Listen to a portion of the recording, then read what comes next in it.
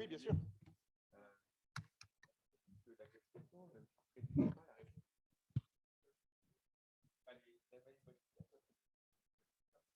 Alors, il y a effectivement associer la réponse au traitement avec certaines présences ou absence de mutation, de combos.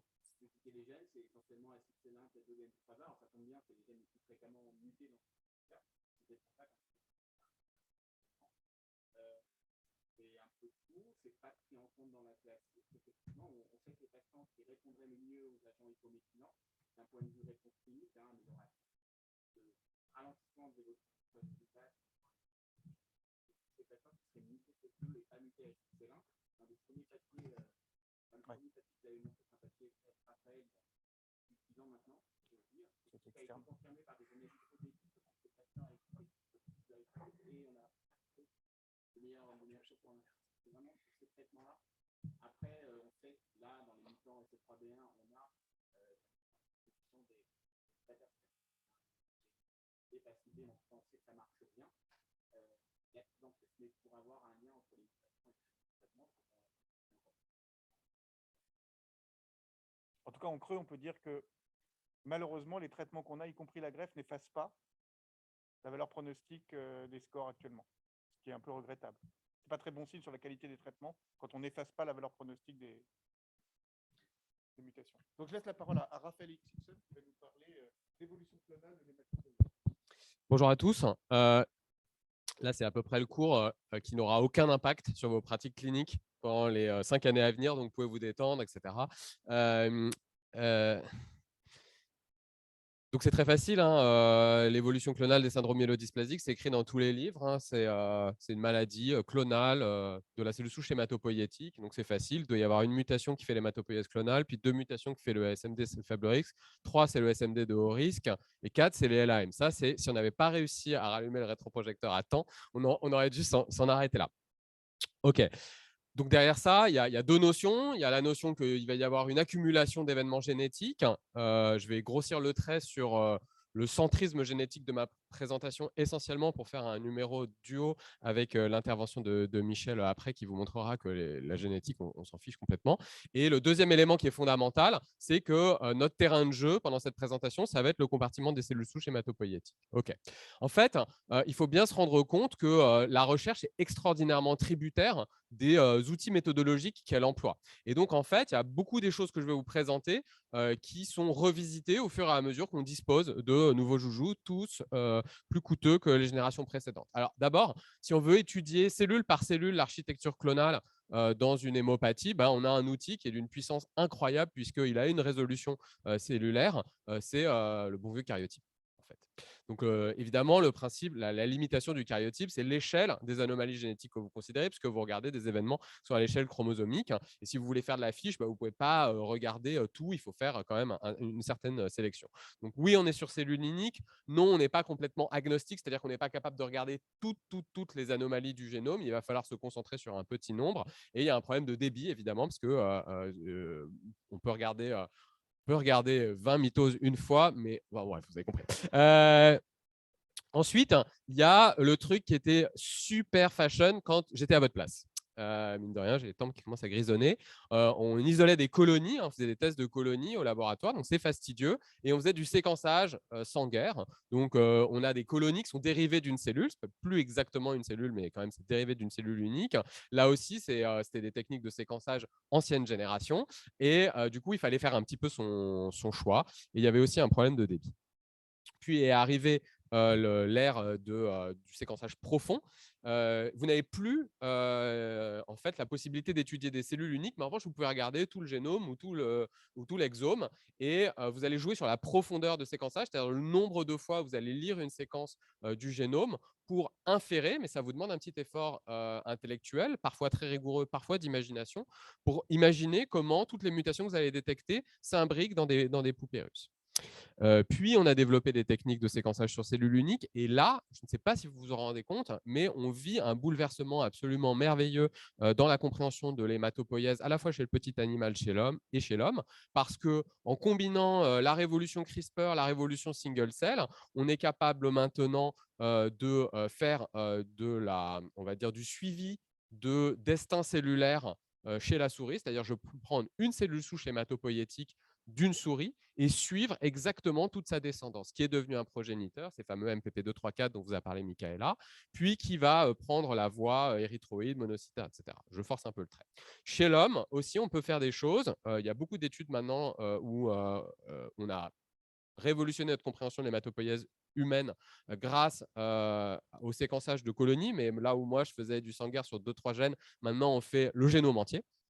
Et puis l'addition de technologies sur le single cell. OK. Donc, on repart de l'étape numéro 1. Comment est-ce que je passe de 0 à une mutation? Honnêtement, c'est la partie du cours sur laquelle j'ai le plus de réponses fermes et définitives à vous apporter. Pour tout le reste, je vais plus soulever de questions pour que vous puissiez construire vos projets de recherche à l'avenir. Donc, c'est ce fameux processus d'émergence de l'hématopoïèse clonale, donc qui survient dans les cellules souches hématopoïétiques à la suite d'un certain nombre de mécanismes d'erreur de maintien de la fidélité du génome, le plus fréquent d'entre eux étant la déamination passive des cytosines qui font des classiques mutations CVRT. OK. Donc, le défi que va affronter votre génération, c'est de passer d'une biologie descriptivo-qualitative, il y a plus 2, il y a moins 2, au fait de mettre des ordres de grandeur qu'on est maintenant capable d'estimer pour voir si ce qu'on vous raconte tient la route. Donc, en gros, on sait maintenant que chez moi, chez vous, il y a entre 10 puissance 5 et 10 puissance 6 cellules souches hématopoïétiques qui se divisent en moyenne probablement une fois par an, peut-être 3 fois par an si elles sont très en forme, et qui ont une fidélité dans la réplication de leur génome telle qu'en gros, elles vont faire une mutation dans une séquence codante du génome, vous savez que c'est 1% du génome, tous les 10 ans.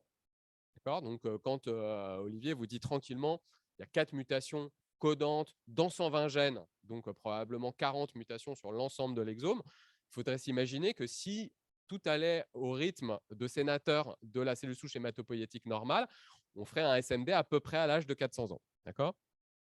Et ce système-là, il est extraordinairement régulé puisque à partir de 10 puissance 5 cellules, pour toute la vie, on fait quotidiennement 10 puissance 12 cellules différenciées. Vous avez parlé à un mathématicien, il est fasciné par une telle dynamique d'amplification qui se produit tous les jours tout en maintenant la fidélité du génome. Donc, je vous passe sur les détails méthodologiques. J'ai présenté les méthodes et je ne vais pas revenir sur quelle méthode à utiliser par quelle équipe pour obtenir tel résultat. Il faut les prendre comme des données de la science aujourd'hui. Ce qu'on pense, c'est que la plupart des clones qui sont responsables d'une hématopoïèse clonale ont été sélectionnés. Ça peut vous sembler trivial, mais on se rend compte que, y compris en cancérogénèse, il y a beaucoup de clones qui émergent par dérive complètement neutre. C'est des processus évolutifs qui sont très bien connus.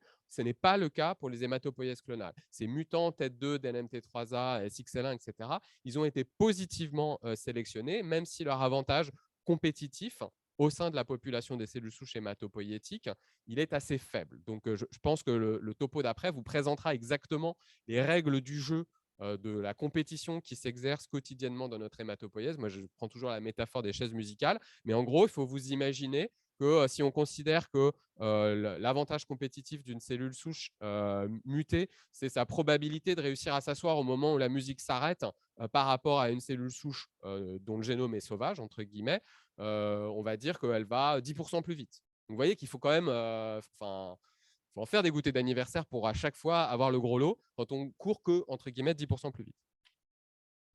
Le deuxième élément, le deuxième résultat qu'on a de ces études, c'est que cet avantage compétitif, à peu près de l'ordre de plus 10%, en fait, il est variable d'une mutation à l'autre. Donc ça nous rassure, nous, quand on vient du centrisme génétique, parce qu'on se dit, ah ouais, en fait, tout est dans la mutation. Il faut vraiment comprendre pourquoi SRSF2 P95R, elle est vachement meilleure. Vous voyez, elle court à 23% plus vite que la moyenne que DNMT3A P904L par cœur. Donc, c'est un processus sélectif dans le compartiment des cellules souches. C'est un processus autonome, tout va bien, on peut avancer. Alors, qu'est-ce que c'est sur le plan mécanistique? Est-ce que c'est des cellules qui se divisent plus souvent? Non, vous pouvez faire petit croquis là sur la nappe. Ça ne va pas marcher. Si vous vous divisez plus souvent, une cellule souche ne va pas envahir l'espace du compartiment des cellules souches. Ce qu'elle doit avoir, ce plus 10%, c'est un avantage d'autorenouvellement. Une fois encore, ce n'est pas la fréquence à laquelle elle va participer à des jeux de chaises musicales, c'est la rapidité qu'elle a à s'asseoir sur la chaise. OK. Est-ce que c'est un processus continu ou est-ce qu'il y a des crises dans notre hématopoïèse? Est-ce qu'un clone qui court 10% plus vite, qui s'assoit 10% plus vite aux chaises musicales, est-ce qu'il participe régulièrement à des jeux de chaises musicales ou est-ce que de temps en temps, il va à la Coupe du Monde et puis le reste du temps, je sais pas, il s'entraîne, etc. Pour plus de 90% des clones, c'est organisé comme une saison de football, quoi. Il y a un match par semaine et donc progressivement, on prend de la place.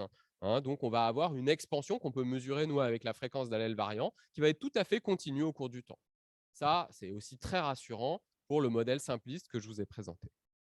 Ce qui est cool, évidemment, c'est de regarder les exceptions. Donc, les 8% de cas où ce n'est pas ce scénario-là. Par exemple, on se rend compte que pour les clones d'NMT3A, on observe un phénomène qu'on appelle la décélération clonale. Ils envahissent très, très vite au cours des premières années de la vie, puis après, ils se calment. Inversement, il y a des clones qui ont l'air d'émerger tardivement au cours de la vie. Michaela y a fait allusion, notamment les mutants qui affectent des gènes de l'épissage. Donc là, on a une limite technique qui est notre limite de détection de ces mutations. Est-ce que c'est parce que la mutation est apparue à l'âge de 50 ans et qu'elle est entre guillemets 30 ans en retard par rapport à un mutant d'NMT3A, ou est-ce qu'en en fait, elle était là depuis le début, mais qu'elle ne s'expand qu'à partir de la 6e ou la 7e décade de la vie? Donc, on peut réfléchir à ces observations. Pour le moment, ce sont des observations et proposer des hypothèses que je soumets à votre sagacité. Est-ce que la croissance, par exemple, des clones d'NMT3A est sur un processus qu'on appelle un processus densité dépendant, c'est-à-dire que la probabilité du clone d'NMT3A de gagner au jeu des chaises musicales, est-ce qu'il dépend du nombre de clones d'NMT3A qu'il doit affronter? Est-ce qu'elle est dépendante de l'environnement dans lequel se fait la compétition, qui va vieillir, on vous l'a dit? Est-ce que les processus mutagènes eux-mêmes sont âge dépendants? Donc tout ça, c'est des questions qui restent encore à l'échelle d'hypothèses, mais je ne peux que réinsister, ça a déjà été abordé, sur le fait que, évidemment, les règles du jeu des chaises musicales vont influer sur évidemment le classement à la fin de la saison. Donc, vous savez que le profil des clones qu'on voit émerger chez les patients qui ont une pression, on va dire, immunologique, notamment médiée par l'immunité T, il est drastiquement différent de celui que vous allez voir dans un SMD. Le cas typique, évidemment, c'est l'apparition d'un clone PIGA chez un patient qui a une aplasie médulaire idiopathique. La pression thérapeutique sélectionne les clones de la famille P53, on ne va pas y revenir. Et il y a un rôle de l'inflammation qui a été déjà largement abordé. Juste un petit point qui peut être le seul point de mon cours qui peut avoir un impact pour la prise en charge clinique de ces patients, enfin de ces sujets à l'avenir, c'est qu'on se rend compte quand même qu'il y a des prédispositions germinales, faibles, mais non nulles, à voir émerger une hématopoïèse clonale. Compte tenu des incidences que ça peut avoir en santé humaine, peut-être que ça amènera à des questionnements en termes de stratégie de prévention. OK. Donc, on a bien compris ce qui se passait pour passer de l'étape de 0 clone à 1 clone, pour passer d'une hématopoïèse normale à une hématopoïèse clonale. Maintenant, comment est-ce qu'on peut résoudre ce tout petit paradoxe qui est qu'à peu près à l'âge de 80-90 ans, et pour peu qu'on se donne les moyens de les détecter, à peu près tous les sujets humains ont un clone au sein de leur hématopoïèse dans un des gènes qu'on a mentionnés. Et pourtant, l'incidence de LAM secondaire à un SMD est quand même évidemment négligeable en population générale. Donc peut-être qu'au fond, la question qu'on devrait se poser, c'est d'essayer de comprendre la règle, qui est comment est-ce que TET2, lorsqu'il est présent dans un clone, empêche l'évolution leucémique plutôt que de se dire qu'il la favorise. Bon, statistiquement, il la favorise, mais l'avantage statistique est très faible. Et donc, il faut se rendre compte que la plupart de ces clones, ils sont abortifs, ils ne vont jamais aboutir à un SMD et a fortiori à une LAM. Donc, quand on fait des modèles statistiques pour essayer de prédire dans une population de sujets atteints, enfin, qui présentent une hématopoïèse clonale prédire la transformation en LAM, il y a un certain nombre de paramètres dont on voit bien qu'en fait, ils nous permettent de capturer des phénomènes qui sont plus ou moins proches de l'évolution en SMD. Par exemple, la dysérythropoïèse qui est reflétée par l'indice de dispersion des rouges sur l'hémogramme, on sent bien qu'on est déjà chez un sujet qui est quand même assez proche d'un phénotype de SMD. Le fait d'avoir plusieurs mutations, évidemment, ça nous rapproche du stade SMD, c'est tautologique hein, d'une certaine façon, et la charge allélique du clone fondateur. Ce qui est intéressant, c'est que si on regarde juste une fois encore cette histoire d'avantage compétitif du clone qui est présent au cours de l'hématopoïèse clonale, une fois encore, hein, je prends toujours cette analogie, la vitesse à laquelle il arrive à s'asseoir sur la chaise quand la musique s'arrête, en fait, ça n'explique que 50% du risque de se transformer en LAM. Donc la vérité, elle est en partie ailleurs. On a toujours ce petit paradoxe, hein, les mutations sont rares, les cellules souches hématopoïétiques sont rares, et en fait, on s'est rendu compte assez récemment qu'on avait fait une petite bévue. Un petit détail de l'histoire, hein, c'est qu'on pensait que la majorité des processus mutationnels étaient liés à la division cellulaire, y compris au cours de l'hématopoïèse. Ce qui ne nous allait pas trop, parce qu'on était assez certain que les cellules souches hématopoïétiques se divisaient rarement, voire très rarement. Et en fait, on s'est rendu compte que en fait, la plupart des mutations qui surviennent dans les cellules souches hématopoïétiques des progéniteurs multipotents chez l'homme, en fait, surviennent indépendamment. Elles sont temps-dépendantes, mais elles sont division indépendantes, puisque c'est ces fameux processus de déamination. Et la deuxième hypothèse qui nous permettrait de résoudre le paradoxe de l'accumulation de mutations à partir d'une hématopoïèse clonale, alors même que ces événements mutagènes sont rares, c'est de penser que, évidemment, ces clones d'LMT3A, TET2, ASXL1, ils sont un peu plus instables sur le plan génomique que des cellules souches hématopoïétiques sauvages. Et il y a quelques évidences dans la littérature qui suggèrent ça, mais rien de majeur. Il faut voir que là, on est en train de regarder des phénotypes qui sont assez fins, hein, puisqu'on essaie d'expliquer des phénomènes qui sont rares. OK. Donc, évidemment, maintenant qu'on a accepté l'idée qu'au cours d'une vie humaine, il puisse y avoir 2 mutations qui surviennent au cours de l'hématopoïèse, qu'on en observe 2 chez un patient, il va falloir savoir comment est-ce qu'elles sont organisées. Donc, très schématiquement, on peut imaginer une architecture linéaire. J'ai la mutation A, et au sein du clone porteur de la mutation A, j'ai la mutation B qui survient, ou une architecture branchée. Je vous ai mis ici, pour pas que vous soyez trop perdus, si jamais vous participez à un journal club, les terminologies un peu synonymes qui sont utilisées dans la littérature, qui reflètent en fait la diversité des champs disciplinaires qui ont été amenés à décrire ces phénomènes. Donc les gens de l'évolution appelleront ça une évolution ponctuée. Hein. C'est toute la carrière de Stephen Jay Gould. Si vous avez lu ses livres, c'est sur la découverte de l'évolution ponctuée. Et la terminologie pour les biologistes de l'évolution, pour les architectures clonales branchées, c'est ce qu'on appelle des évolutions parallèles, alors que les microbiologistes parlent d'interférences clonales. Mais tout ça, ça reflète exactement la même chose.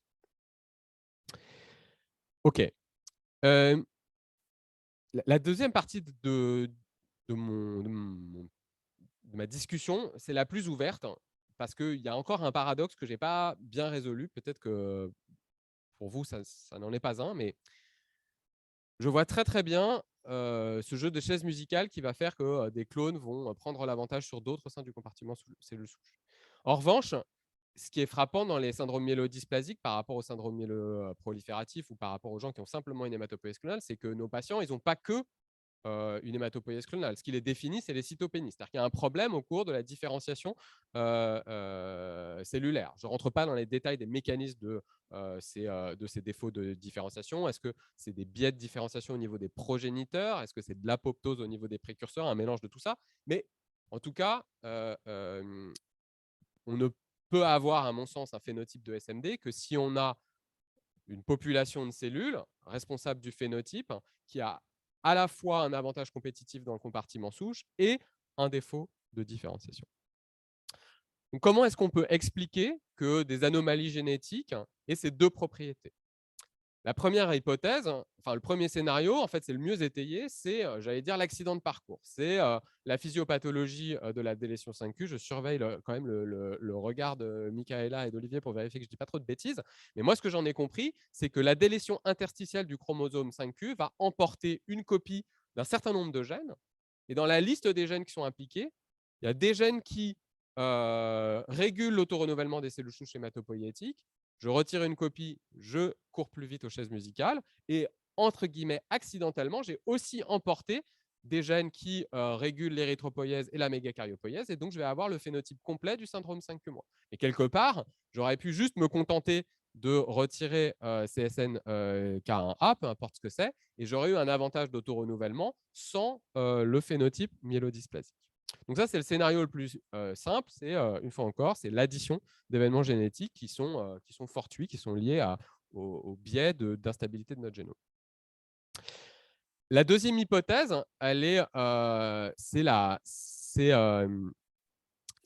c'est une hypothèse aujourd'hui qui n'a quasiment aucune démonstration biologique, tout simplement parce qu'elle nécessite notamment des croisements de souris qui sont assez fastidieux. L'hypothèse est la suivante.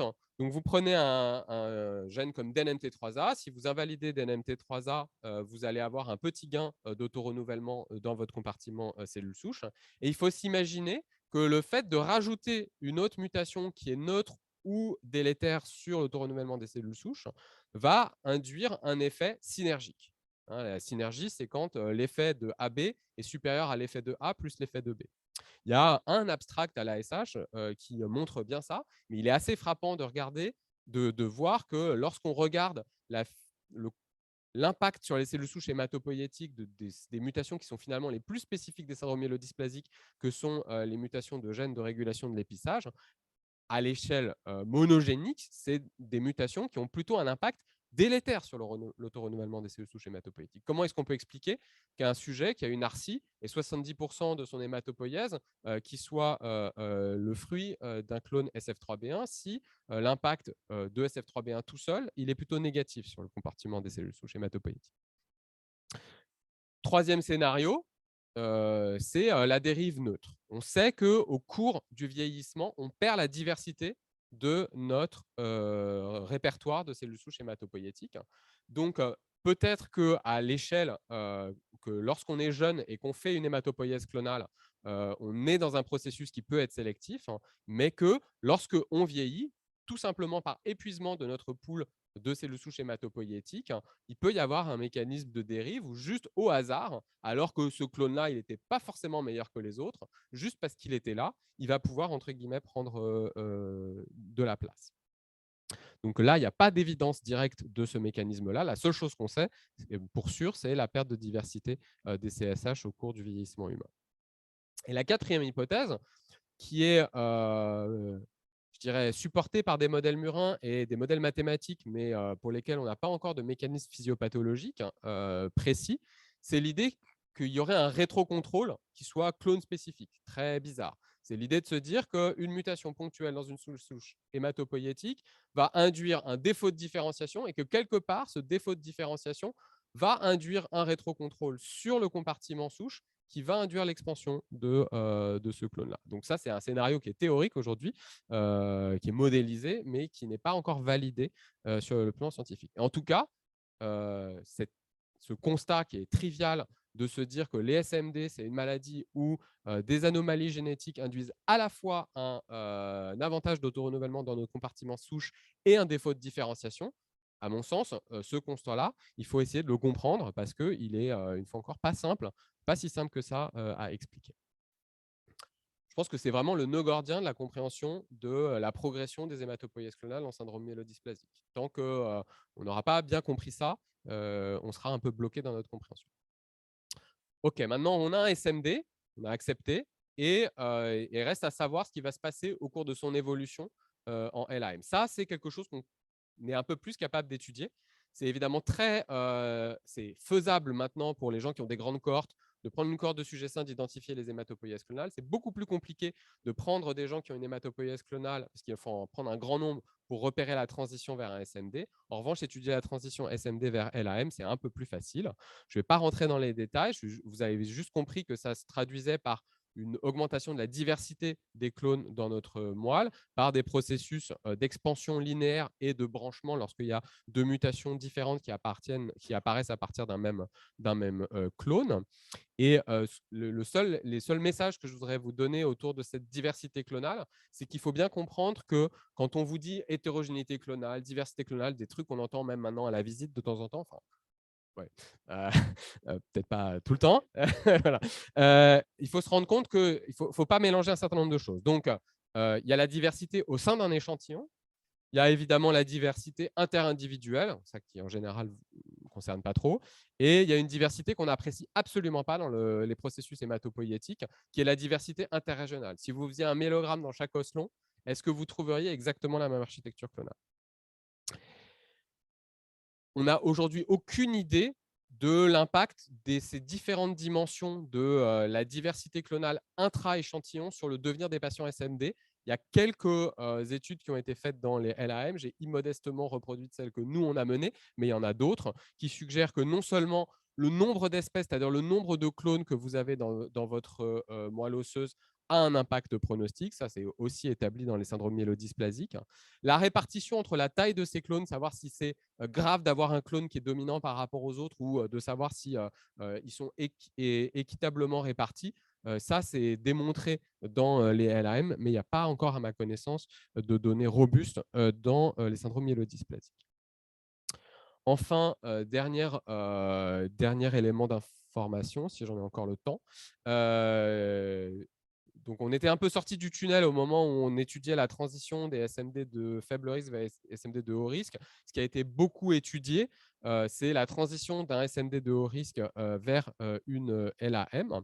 Et il y a notamment un travail séminal qui a été publié là, il y a maintenant 4-5 ans par une équipe new-yorkaise, peu importe, où en fait, ce qu'ils ont constaté, c'est que le scénario rassurant que je vous avais expliqué de cette accumulation progressive en poupérus de clones qui vont progressivement conduire à la transformation LAM n'est pas tout à fait vrai. Ce que cette équipe a constaté, c'est que ça n'était jamais finalement la population de cellules dominantes au stade de myélodysplasie qui était l'origine de la transformation en LAM. La transformation en LAM résulte le plus souvent d'une population qui est minoritaire au stade de myélodysplasie et qui va acquérir des événements génétiques nouveaux pour se transformer en LAM. Ça nous semble étrange, mais ça nous semble aussi étrangement familier parce que lorsqu'on regarde le paysage mutationnel des rechutes post-chimiothérapie dans les LAM, on a souvent, en tout cas pour ce qui est des rechutes tardives, exactement le même constat. On ne part pas du clone dominant, on part d'un clone minoritaire et c'est à partir de celui-là qu'on va refabriquer une nouvelle maladie. Alors, je peux vous proposer deux hypothèses, sauf s'il y a des propositions dans la salle pour expliquer ce paradoxe. Proposer de l'expliquer. Pourquoi est-ce qu'on ne peut pas partir de la population dominante? Okay. Moi, je n'ai pas fait un quiz. La première hypothèse, c'est de se dire que en fait, les deux sont tout à fait conciliables. Elles sont très probablement d'ailleurs coexistantes. La première, c'est de se focaliser sur le comportement autonome de ces cellules souches du clone dominant dans les myélodysplasies. Ils ont accumulé N mutations et en fait, nos réseaux biologiques intracellulaires, ils sont souples, certes, mais il y a un moment où ça coince. Et donc, le fait de rajouter des mutations et des mutations, au bout d'un moment, on ne peut plus arriver à donner un avantage compétitif à une cellule. Ce que les gens qui font la biologie de l'évolution appellent l'épistasie avec diminution de retour. C'est-à-dire que plus vous jouez, plus vous pouvez gagner, mais moins vous allez gagner. Donc, au bout d'un moment, bon, quand vous avez gagné le gros lot, de faire un ticket de tac au tac qui va vous faire gagner 10 €, vous en foutez, quoi. Bon. Donc, ça peut expliquer pourquoi, lorsqu'on a accumulé un certain nombre de mutations, quelque part, on ne peut plus en accumuler de nouvelles qui soient pourvoyeuses d'un avantage sélectif. La deuxième hypothèse, une fois encore non mutuellement exclusive, c'est de se dire que le clone qui est dominant au stade myélodysplasique, c'est un clone qui est très très bien adapté à son environnement. Évidemment, c'est pour ça qu'il est dominant, parce que c'est le plus adapté. Et donc, quelque part, si ce n'est pas lui qui émerge au cours de la transformation en LAM, c'est que l'environnement a changé. Il y a eu une crise environnementale qui fait que le clone qui était suradapté, enfin qui était très adapté au moment de la myélodysplasie, n'est plus le plus adapté pour affronter un environnement de LAM. Et là, vous notez l'habile transition vers le cours sur l'environnement myélodysplasique et leucémique qui vous sera fait juste après. Tout ça pour vous dire que finalement, tout au long de ce cours, en vous parlant des mutations qui émergent dans les cellules souches hématopoïétiques, j'ai fait non pas le sage qui montre la Lune, j'ai fait l'idiot qui regarde les gènes. Et je vais terminer ce cours par une pub éhontée. Si vous voulez venir faire les idiots avec nous, vous avez un petit code QR, comme on dit chez les gens modernes, pour